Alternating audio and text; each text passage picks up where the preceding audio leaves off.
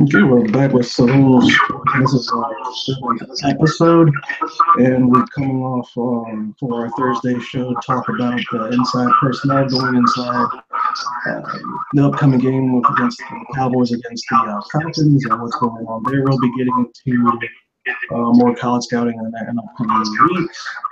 We'll have some updates there as well.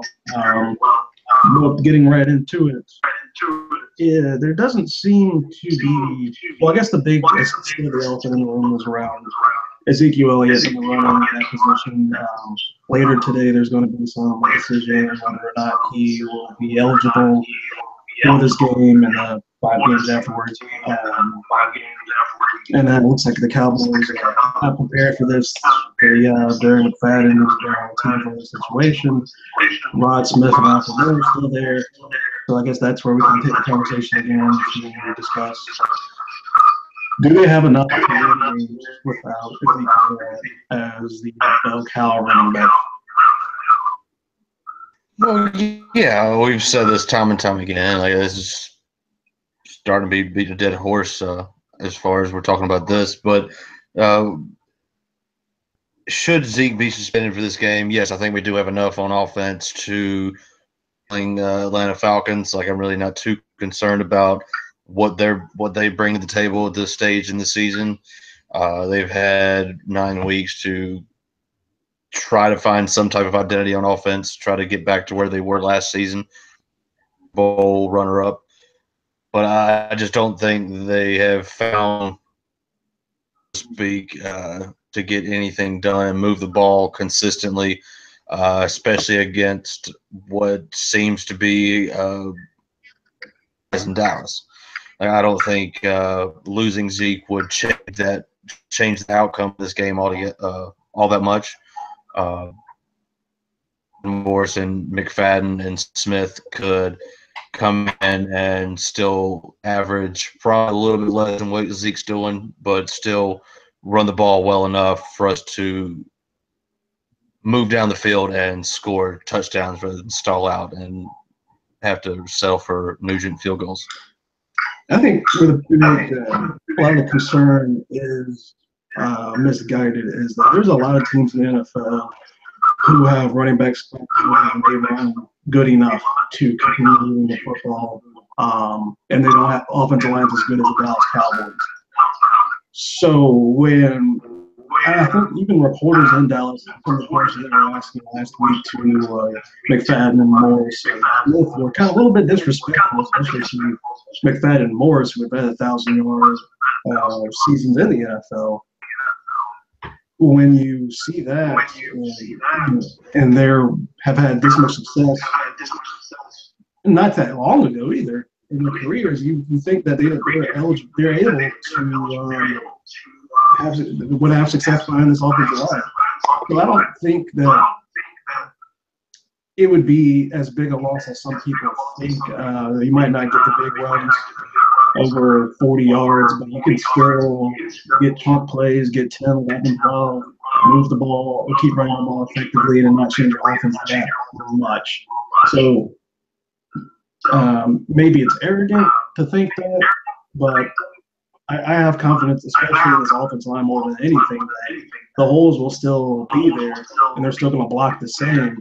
And if the holes are there, these guys can find them.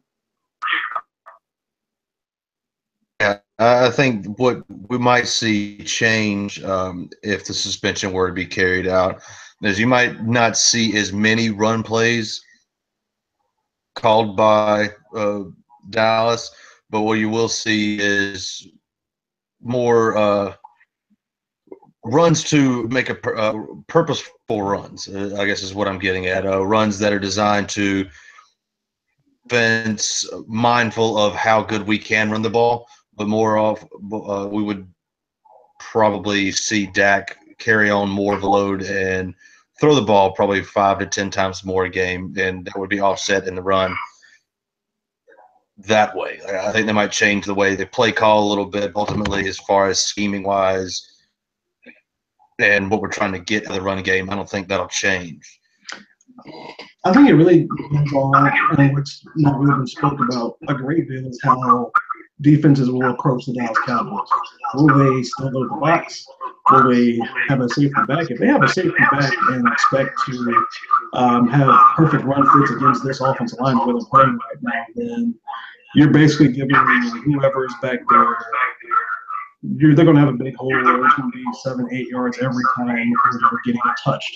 So I hope teams disrespect the running game of Ezekiel suspended when he does hold up, because that's just going to make running that much easier. That's going to open up everything.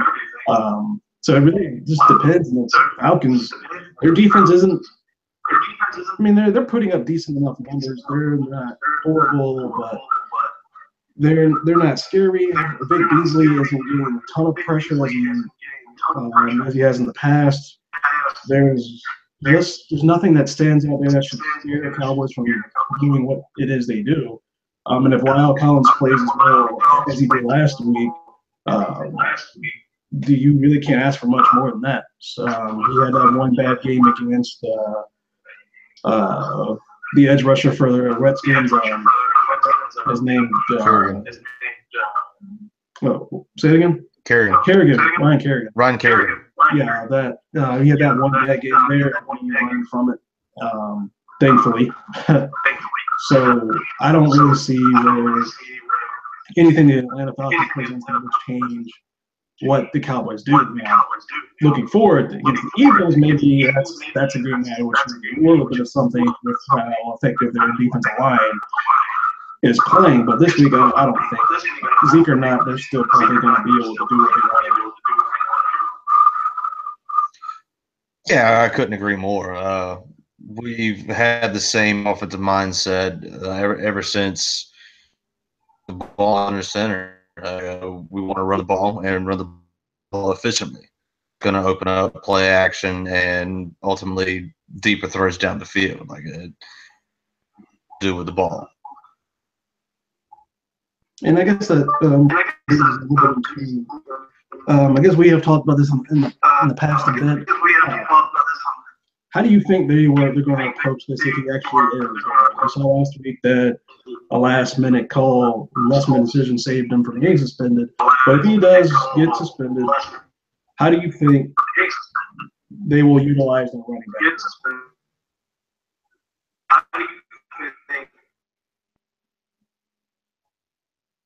I'm sorry. I think there's some technical difficulties. What was the question?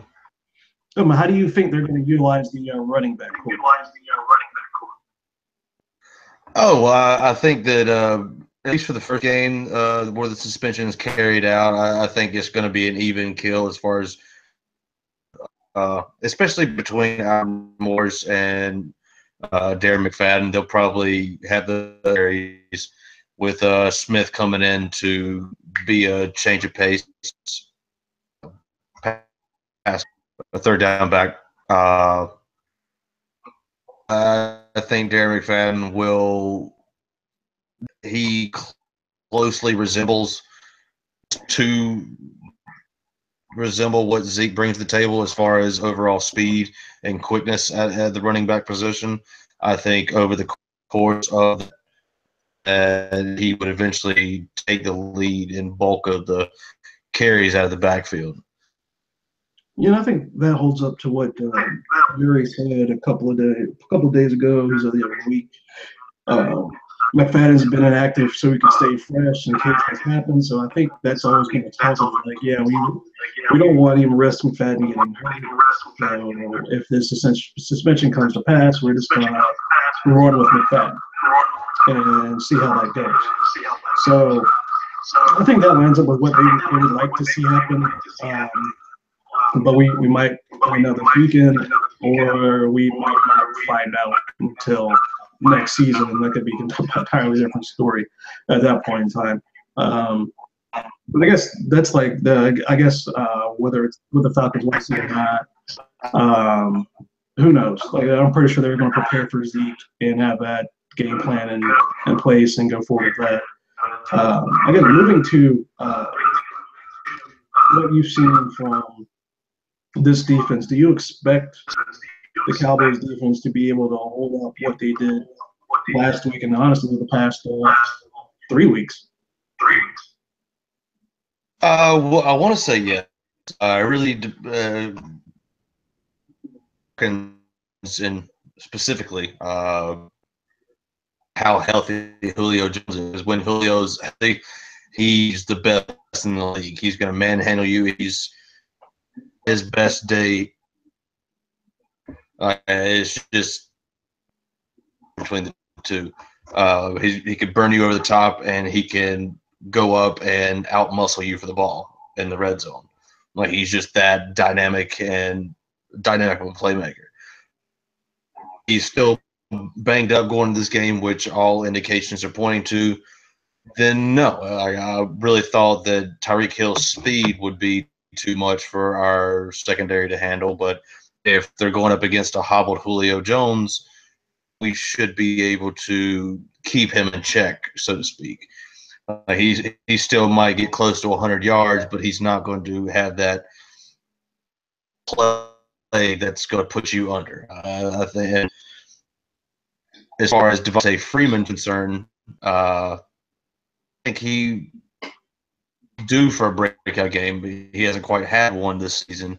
Hopefully he'll wait another week for that. But game being too much of an issue for us, especially the way our linebackers have been tackling recently. Earlier in the season, I would have had reservations going into it about the running game, but the defense has improved a lot over the past couple of weeks. After the Chiefs game, I think they're good enough to compete with anybody. And I think the biggest, even though they haven't shown it this year, but the biggest difference between the Falcons and the Chiefs are the Falcons have more weapons on paper. Pretty much with the Chiefs, you have Smith, you have Hunt, you have Kelsey, and you have Hill. The Falcons on paper, you can just start listing off 7, 8, 9 names of potential targets and threats in that offense. They haven't shown any ability at all this year after Kyle Shanahan left to take the job in San Francisco, and Steve Sarkisian has not figured it out. But when you have the likes of Mohamed Sanu, Julio Jones, as you mentioned, then you have guys like Taylor Gabriel, even Justin Hardy, then you have Coleman, and you have Freeman. So there's so many different weapons they have there, and they just haven't figured it out. So I think in this matchup with the Cowboys defense, they're going to have to definitely have perfect technique in the secondary to make sure they don't figure it out this week. But there's no reason to expect that this Cowboys offensive line can't get pressure. They've gotten pressure every single game this year. It wreaked havoc even against Alex Smith last week. So I guess my only one thing is can they keep it up against more prolific targets? But as I mentioned, this offense just hasn't shown that they have it this year to make it work. So, I mean, that if you want to say how important offensive coordinator is, you can look at this Falcons team because it does not look like the same team in any shape, form, or fashion as it did last year. So, so this is a big game, I think, for Brown, Anthony Brown, and Lewis on the outsides. At the corners, Skandrick is playing outside of himself. He's playing really well. But Brown can't keep peeking in the backfield. If he does that and he's on Jones, then you might be looking up at 6, and we don't want to see that happen. So I mean, yeah, there's I think they can stay playing extremely well. They just have to stay on their keys and realize that there's a more wide array of weapons out there for the Falcons if they ever decide to put it together this season, which it's not looking like they will, in my opinion. No, yeah, it's definitely going to take a lead them to put together any type of playoff run. If they want to put it together, they need to start this week. I just don't see it happening. Our defense is starting to play as a cohesive unit, which is what you really want on that side of the ball. Getting Awuzie back, practicing today, that's going to be huge as far as keeping their check. Yeah, that's actually a good point. Yeah, there's practice report came out for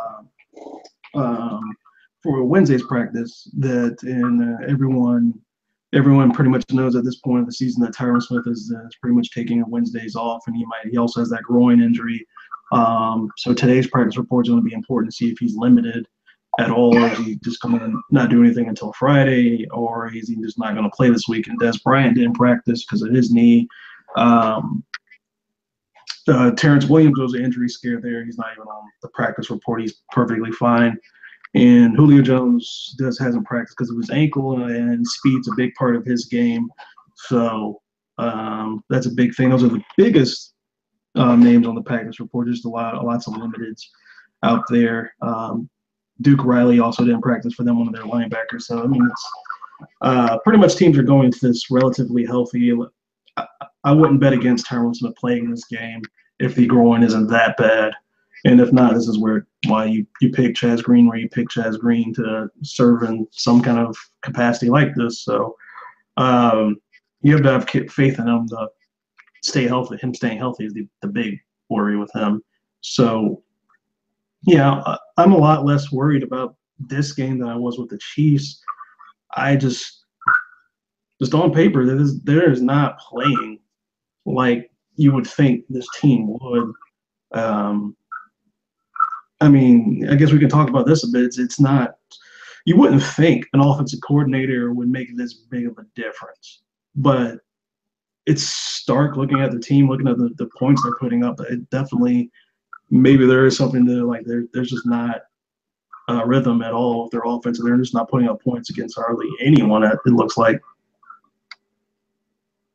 No, there's a big difference in the offense that the Falcons had last year and what they had this year. They were just able to move the ball at will. Like you talk about all those weapons they have on paper, and last year they were able to get the ball to them at will. It seemed like, and there was just so much more offensively for the Falcons last year. They're certainly lacking this season. Yeah, it's like looking at the point coordinator who knows how to call the plays in consecutive order to keep the offensive flow moving is huge, and we're certainly seeing that right now. Yeah, just going over their point totals in the past several weeks. They had 17 when they lost to Buffalo. They had 17 when they lost to Miami. They had 7 against that was one of the worst performances I've seen from this team in a while. Against the Patriots, then they had 25 against the Jets, then they had 17 again against the Carolina Panthers. The Patriots defense is not that great. I'm not sure how they're putting it together, but they're not that great. The Miami defense isn't bad, but Buffalo, they're playing pretty decent on defense. So it's Panthers, they could have scored more than 17. You would think 25 against the Jets it's a pretty good day, but they're just not putting up a lot of points. They only put up 23 against the Bears. So I mean, on paper you think the Cowboys are good at keeping people out of the end zone for the most part. They have been in the past several weeks and most of the season.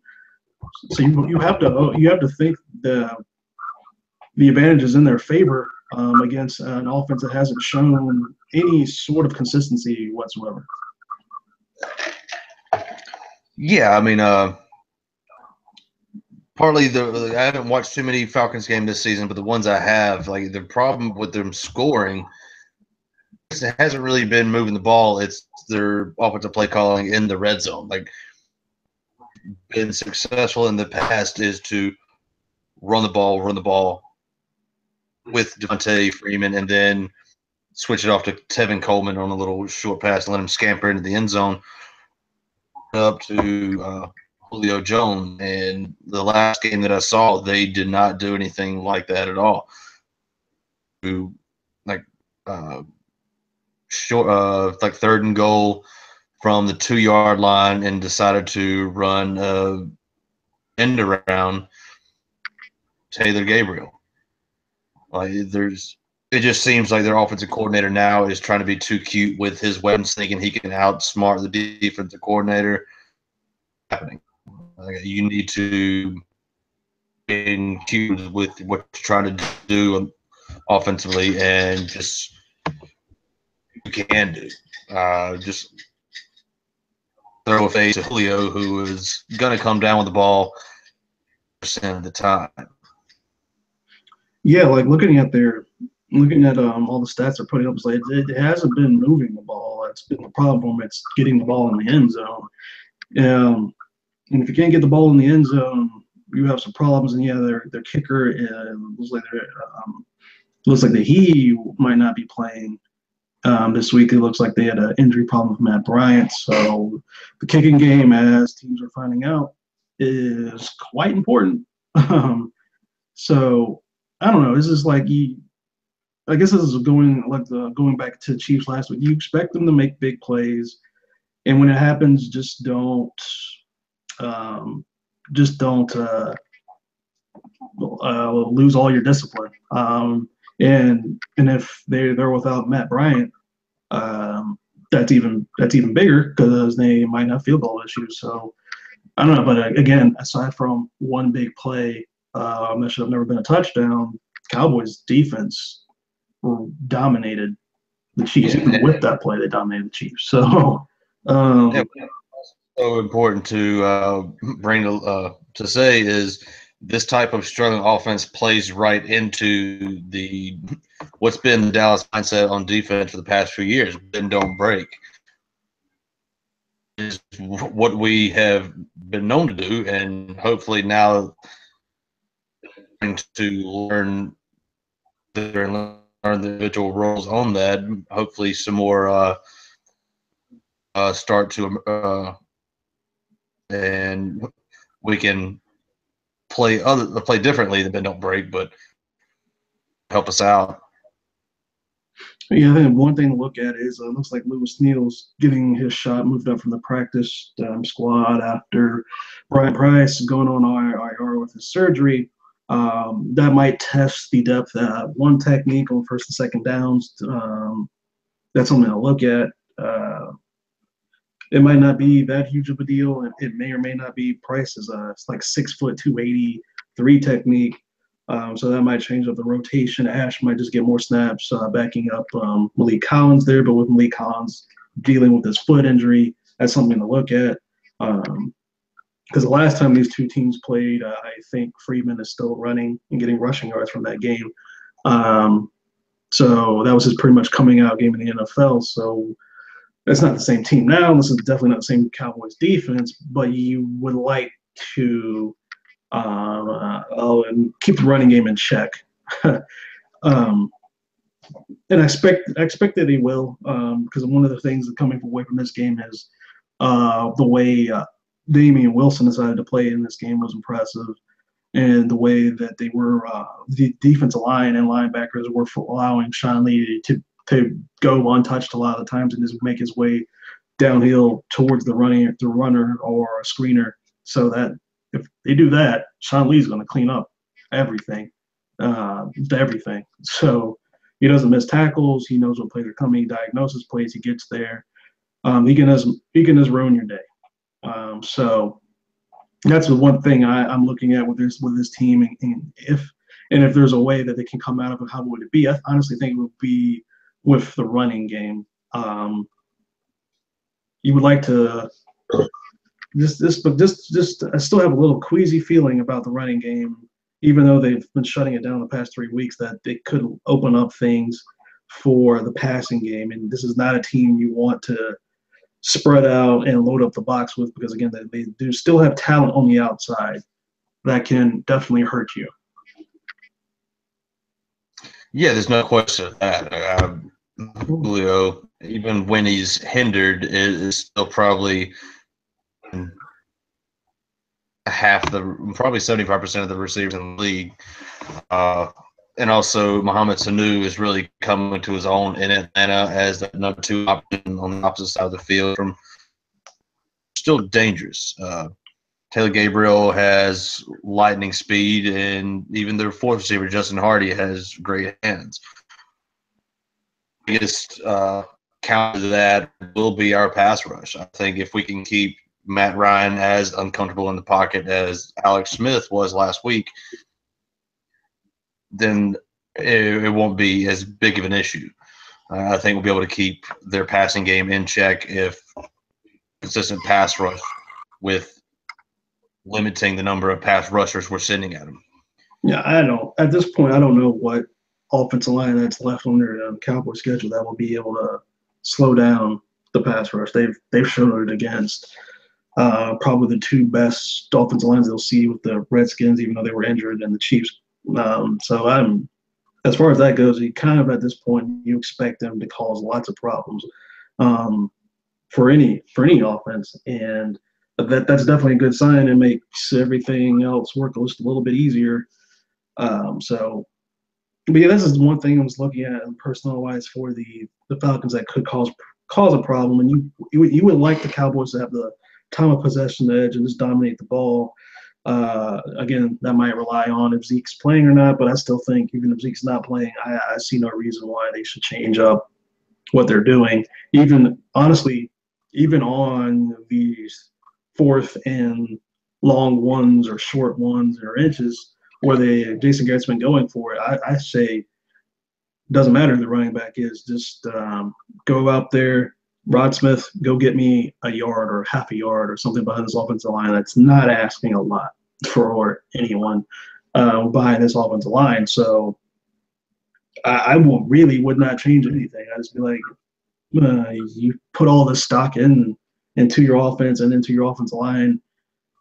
You think they should be able to handle their business the way they want to handle their business and dictate to the defense. Again, as I try to point out, I'm not minimizing the player that Zeke is on the field. I'm just saying one of their deepest positions is running back, and they set themselves up to be prepared for the situation. So they should be able to be fine. And again, even some of the shows on DallasCowboys.com kind of minimized Darren McFadden's 1,000-yard year for the Cowboys, and they did so without mentioning who played a lot at quarterback that year.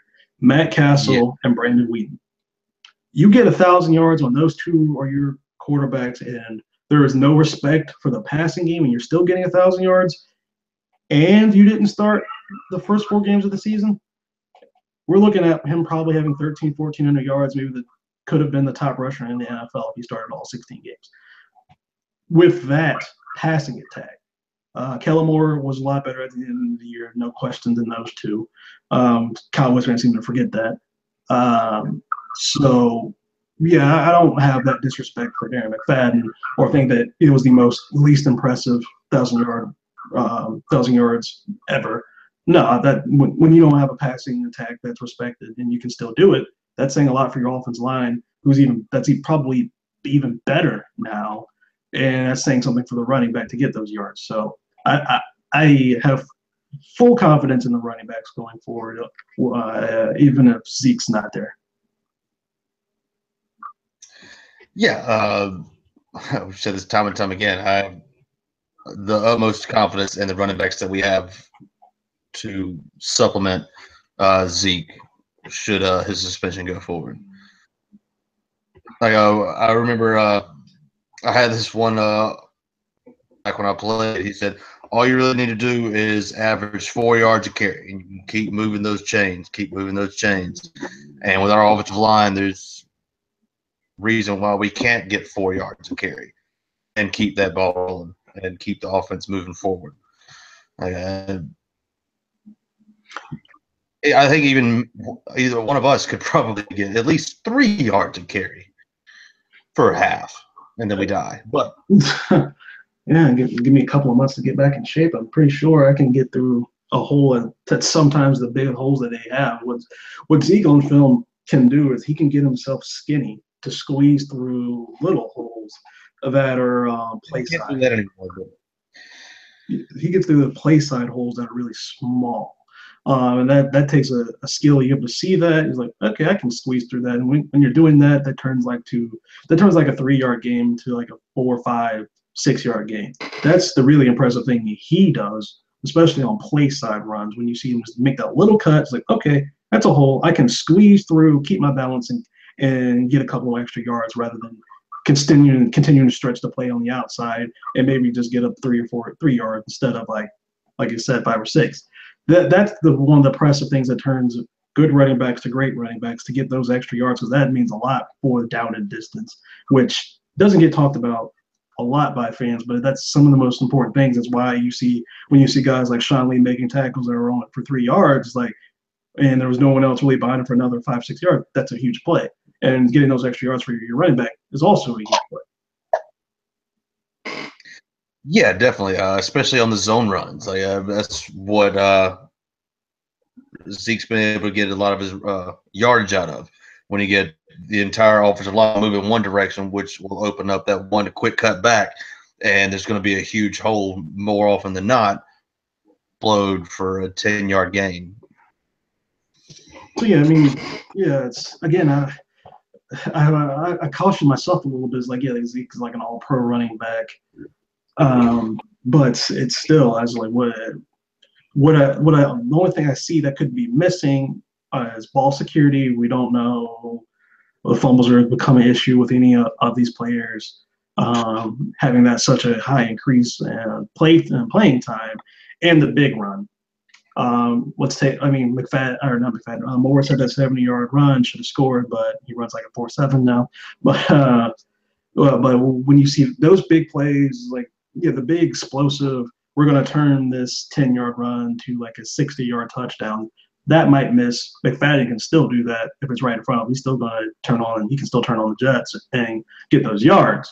But that would be the big things, and maybe seeing those little skinny holes to get through on play side for those extra couple yards might be missing. But running by this offensive line, these guys aren't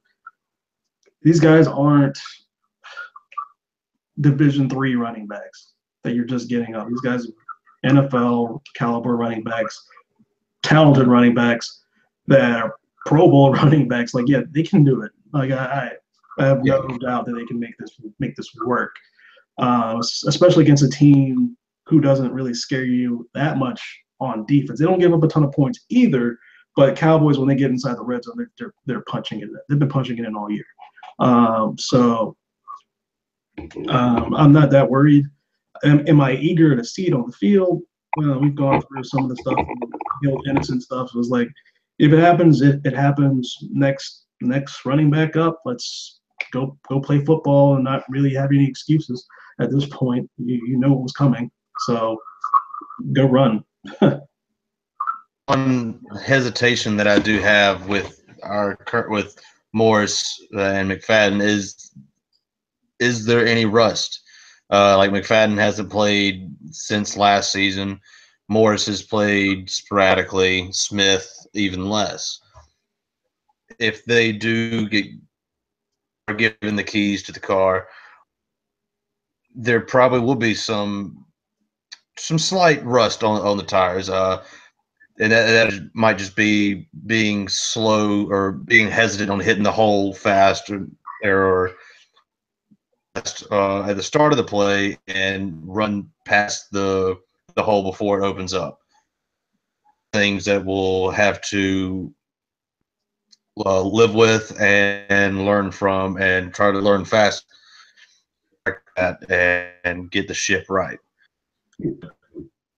Them with McFadden and Morris being veterans, I think they'll be able to pick that up pretty fast and over the course of a full game, but it would be an issue to start out with.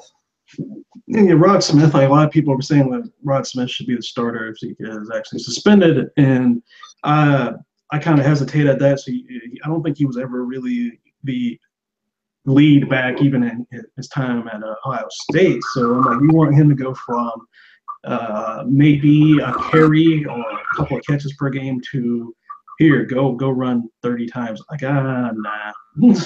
He's never done it at the NFL. I'm like, do I want him to get some touches and some play time? Of course. Do I want him to go from straight in there? Oh, you're now the man. Nah, let's not do that. You have a lot of resources invested in this running back core. Use them.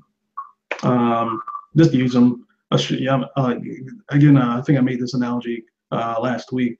A lot of it comes down to people wanting or get excited about the shiny new thing they haven't seen before, like the backup quarterback. I think that's the case here with Rod Smith. I think Rod Smith can be a player, yeah, but there's no need to throw it all on him when you kept Darren McFadden on the roster. Well, you made him inactive. I'm not sure he's really the fourth string running back, but that's an entirely different speculative story. So let's see what they all have. And eventually, if there's one running back who's hitting the holes correctly and other ones aren't, he can be the starter. Yeah, I could agree more. You give them all carries, see which one picks the ball and runs with it. Yeah, that's really all you can do when you have to replace a player like Zeke. Just see who takes their opportunity the best. I think, and hopefully that's might be the last time we might have to have that conversation about the running back situation. Who really knows? With this year, it's been going on 3 months, 4 months now, ever since training camp started. This was an issue. Yeah. Yeah, I mean, who knows at this point? There's a lot of talk that a lot of people are tired of hearing about it. They just want a ruling, and Zeke wants to clear his name. He's been adamant, like he's doing this to clear his name. Again, as far as what actually happened, there's only two people really that are going to ever know the exact truth about that. So take that for what it's worth, whether that is true. But I think that's also something we can talk about here is, especially since this is inside personnel, we want to start breaking down these type of things. Who do you think, what Cowboys player or unit or do you think is most important for this victory going into Atlanta if they're going to win this game on the road inside of a dome, which should not be that big of a deal for them? Who do you think is most important, or what position group do you think is going to be the most important? Well, I think what's going to be the most vital for a victory is probably going to be the secondary. That's because I'm more concerned with them than any other group on the field, just because of the weapons that they have to cover with Julio, Sanu, and Gabriel, and Hooper, their tight end. I think they can get it done. I'm just not too concerned about the defensive front and the linebackers. I guess I'm just going with I have to see the strongest play out of, and that will be the secondary. I think I'm looking kind of at, ironically enough, I'm kind of looking at the defensive line, because I think it all starts there. If the defensive line keeps playing the way they're playing, it's covering up some holes in the secondary. Lewis at times gets beat. Brown sometimes likes peeking in the backfield. And if they continue, the defensive line continues just doing what they're doing, it's going to cover up a lot of things. You did mention the secondary, and Cheeto, if he does play, I mean, he was full in practice on Wednesday. If he continues that up and he plays in this game, it'll be interesting to see how they use him.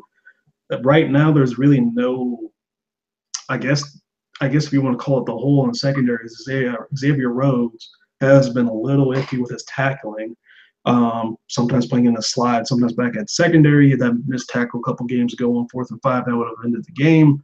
And so he's iffy at times. So I'm not sure if Cheeto's going to come in and take his spot in the rotation.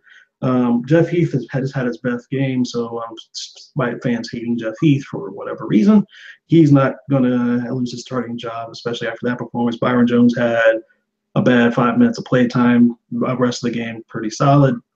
So it'll be interesting to see how they use him. Are they actually going to use Cheeto as a cornerback now with all the weapons they have? So it'll be interesting to see how they do that. The secondary is going to be extremely important. The offense at this point, I'm expecting them to hit 30 because they've been doing it consistently. Since the Packers game, it has been, we're going to get 30. So the defense, hold them under 30.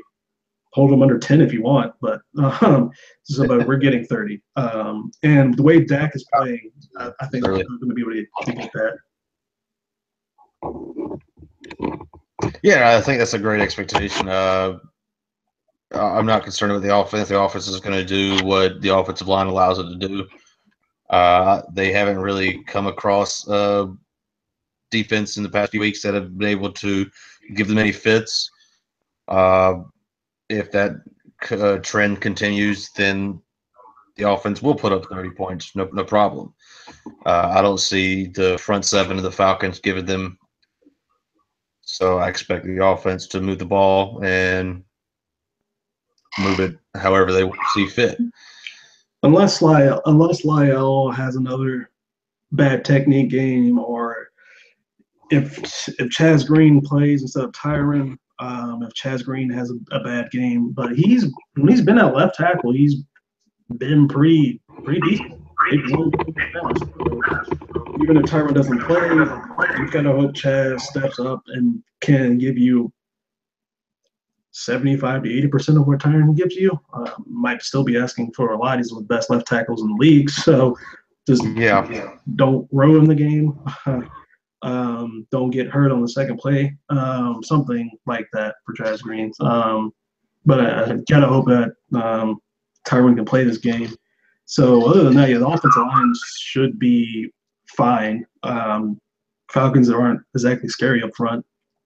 So I don't know. I feel a little probably too confident, but breaking down everything is there's what's there. I mean, I don't see why the Cowboys shouldn't be favored, even though they're on the road to win this game. Cowboys fans travel. It's in Atlanta. So I mean, I don't know. I know we're not doing predictions now, but I just don't see how the way the Falcons have been playing and not scoring touchdowns, how they expect to beat a Cowboys team that's defense is peaking at the right time and offense has not lost anything. Even if Zeke doesn't play, I still expect them to run the ball fine. I mean, the numbers to look at, I think fans should look at, is if Zeke doesn't play in these next 6 games, if the Cowboys are averaging 120 yards or more a game, you can't ask for much more. If they're still getting 120 yards a game, you can't really ask for much more. Those are key yards that are going to help them hold the ball, protect the defense, keep the defense fresh in the fourth quarter, in the second half. So if you can still run for 120 yards, I don't care what the distribution of that 120 yards is, whether it's Morris getting 60, McFadden getting 40, and Dak picking up the rest, or however you want to break that up. They can get average 120 yards, they'll be fine. There's no reason to think they won't be fine because that's still controlling the ball and dominating the defense's front seven.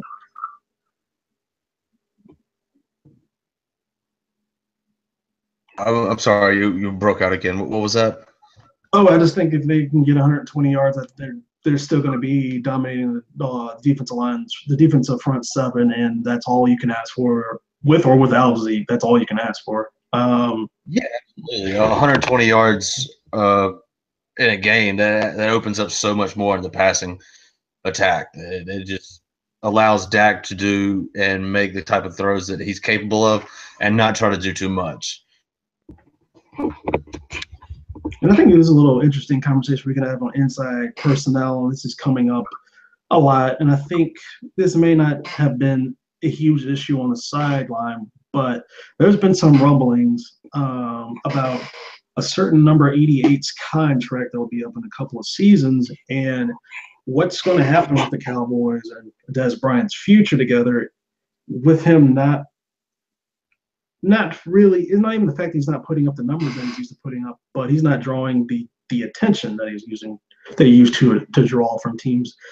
Teams have tried to scheme Beasley out of the offense and covering Des one-on-one, or scheming to get Witten out of the offense and, hey, Des, go beat us. Personally, looking at the offense, a lot of the incomplete passes are coming in Dez's direction, a lot of 50-50 balls still.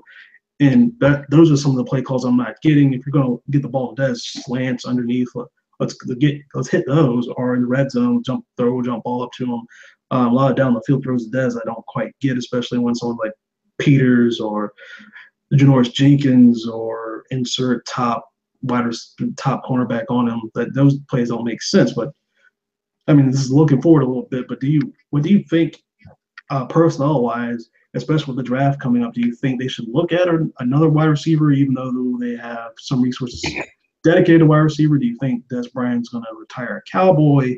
How do you think that's all going to play out?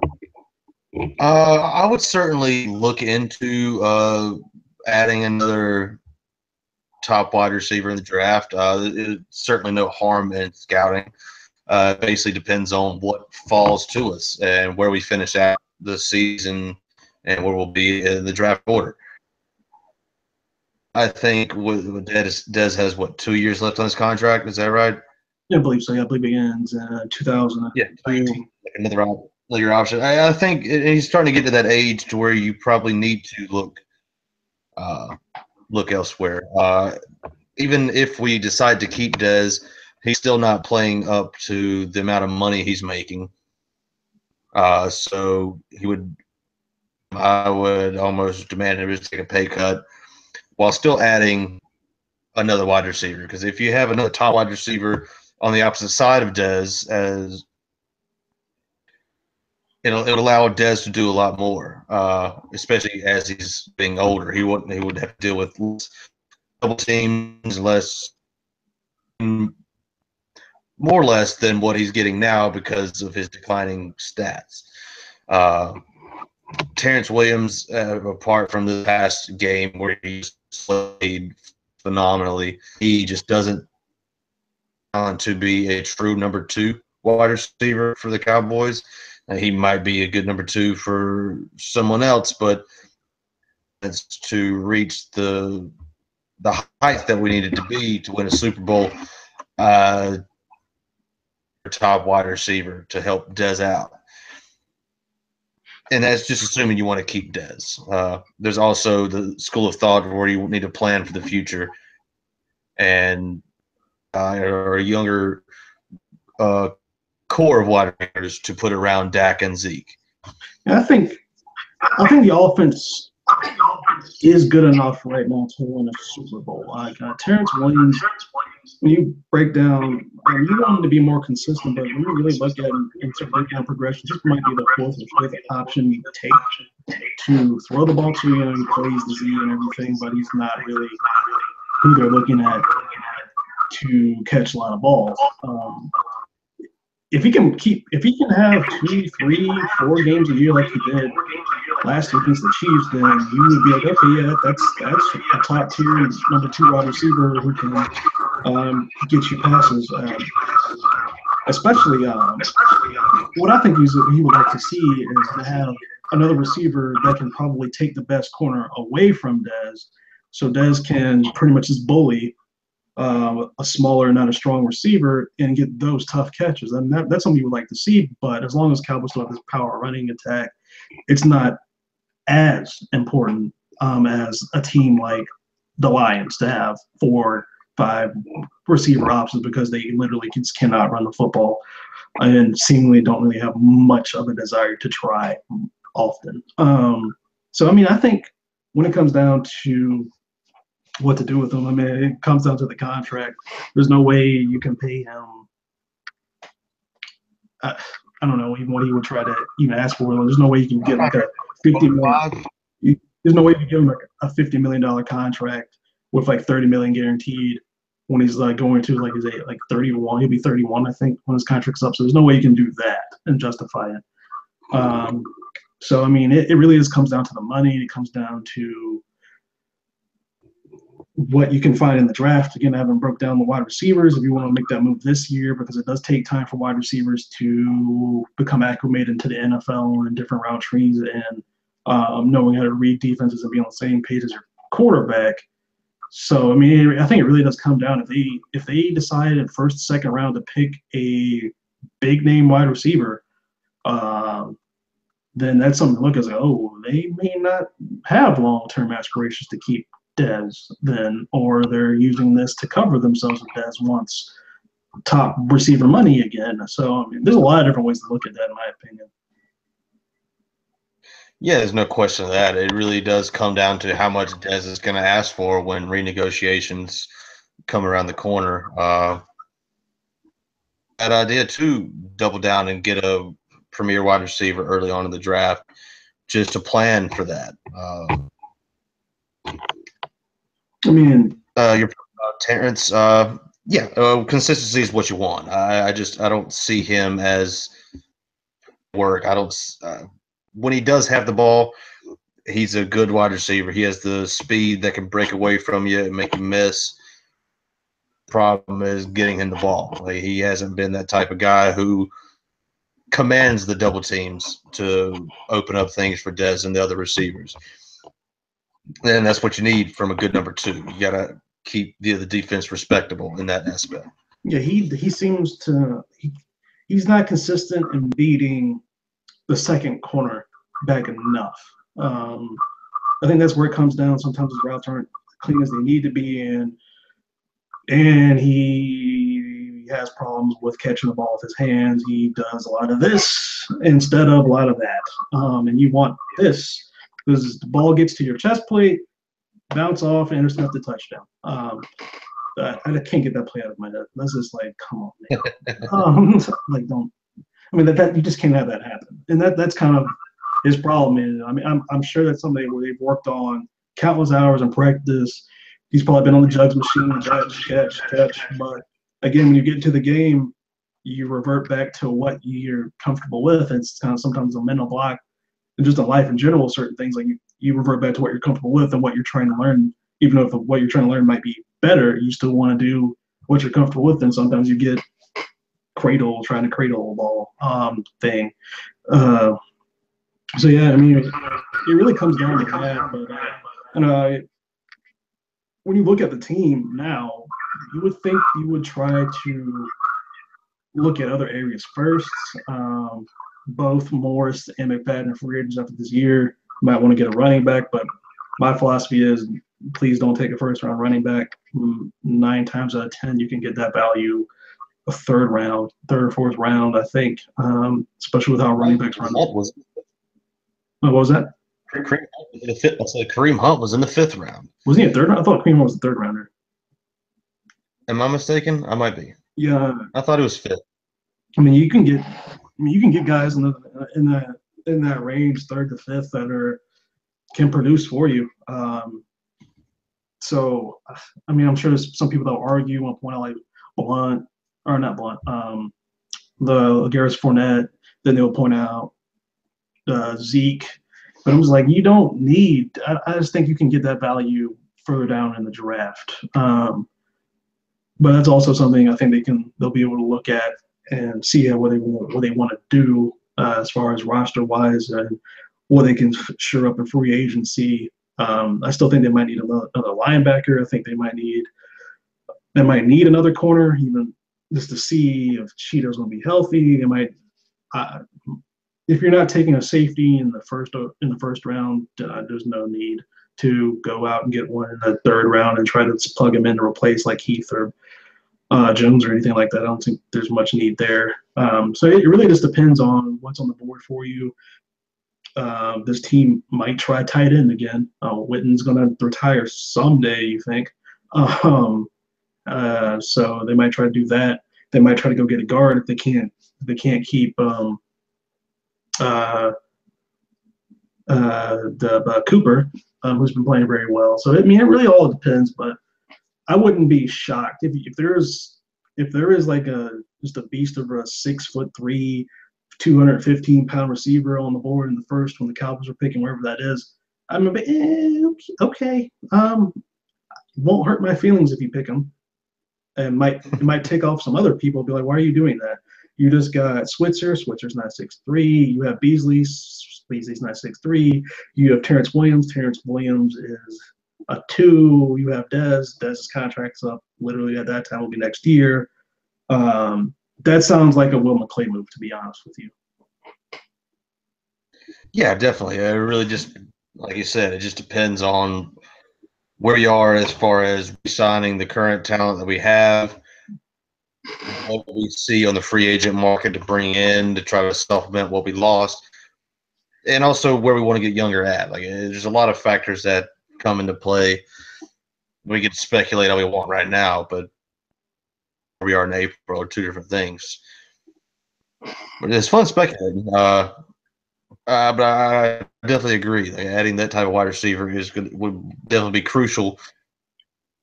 Evolution of this offense and Dak Prescott in general, or specifically. Dak Prescott has been I mean, he's been undershadowed. I think everything in Dallas has been undershadowed by the Elliott situation and all that's going on there.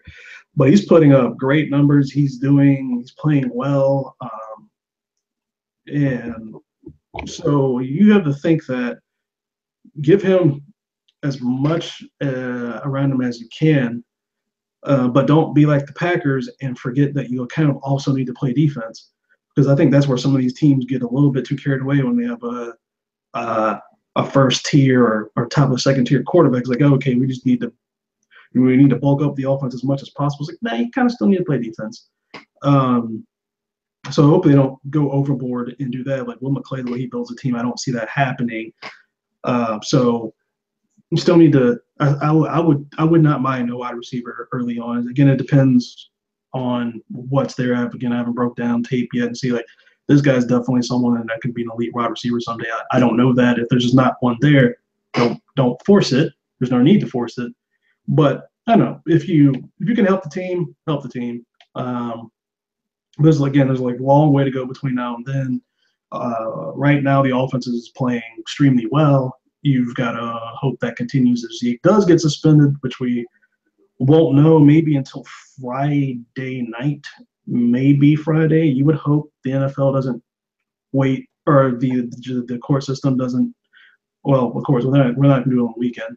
But so you hope they make that decision. Well, they actually probably kind of could if they really wanted to, but make that decision. But you hope they make it sometime Friday and like, okay, Zeke's playing, Zeke's not playing, then maybe that'll be the end of it for a bit. Maybe it won't. Maybe we'll be talking about this again next week.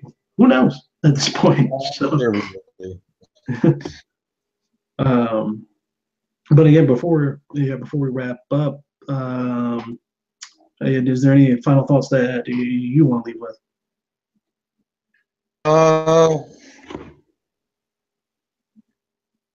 No, I guess the only thing that really stuck out to me outside of what Dallas does is just all the things going on in New York. Two players came out today and said McAdoo's completely lost the team, which from a 1-8 team, 1-7, 1-8 team. But it's just it's funny. It's funny and weird to see how far the Giants franchise has fallen since Tom Coughlin left. Like they are no longer competitive. Like, they beat us twice last year, but they were unable to roll that over into this season. I think it's extremely interesting how much of a Shield winning does. I didn't hear any of this stuff last year. No. But yeah, evidently the Giants are a mess. Don't they have another game with the Eagles this year? I'm sure they do. And they'll get murdered. No, I was going to say that they can just figure it out for that one game. I'll be happy. Just figure it out for one more game this year. Beat the Eagles, and yeah. But other than that, McAdoo might get fired, and I would honestly think that would be ridiculous. Blame the general manager. Yeah. Anytime a head coach throws his players under the bus, it's time to get that guy out of there. Has he thrown his players under the bus? Yeah, he's commented a couple of times to where it's about time to start benching their starters, other talent, and he was specifically asked about Eli, and he said sternly. So he's blaming the two-time Super Bowl champion on his mistakes, which is funny when he was labeled as a quarterback guru when he got the job. So it's yeah. I mean, Eli has gotten a lot of credit for their Super Bowls. Both of those teams were led by a defensive line that was ridiculous. But he also gets a lot of flack from Cowboys fans, and honestly, he's never been I would say a tier 1 quarterback. He's been middle of tier 2 type quarterback. He can win you a Super Bowl, but don't expect him to have a clean season. Eli, any week could throw you 3 touchdowns, or in any week Eli could throw you 3 interceptions. This is Eli. That's just Eli. He's a sporadic player. He's good enough to win, but you can't blame this on him. If anyone needs that fingers pointed at for the Giants, it's the general manager, the scouts, because they thought their offensive line was perfectly fine. Offensive line was garbage last year. That was a hot garbage. You might want to break it all down. Even worse now. Yeah, it's even worse now. And so, yeah, Mac might get fired, but general manager needs to look himself in the mirror before doing any kind of firing like that. Agreed. But yeah, looks like that we're out of time for this episode. And everyone's Saloon Sports will be back again with you tomorrow. And hopefully we will actually have our social media tomorrow as well. Sure.